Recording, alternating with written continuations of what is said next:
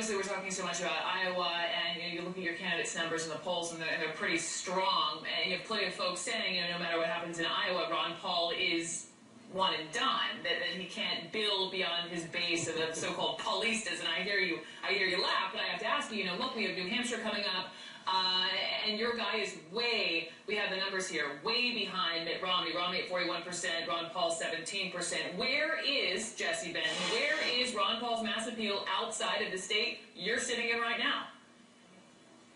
Well, you just showed a poll, and public polling shows us in a strong second place in New Hampshire.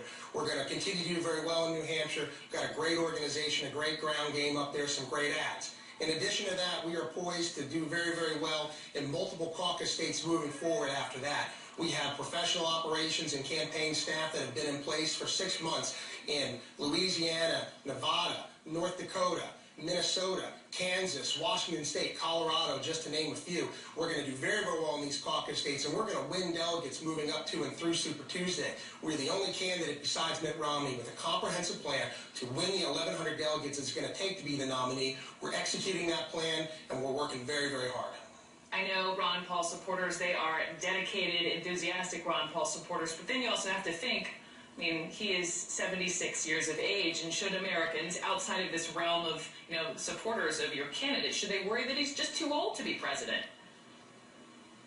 Well, you have to look at the man. First of all, he is the fittest man I've ever been around. He routinely walks 3 miles a day and bikes 15 miles a day. He's young, he's sharp, and most importantly, his ideas are young.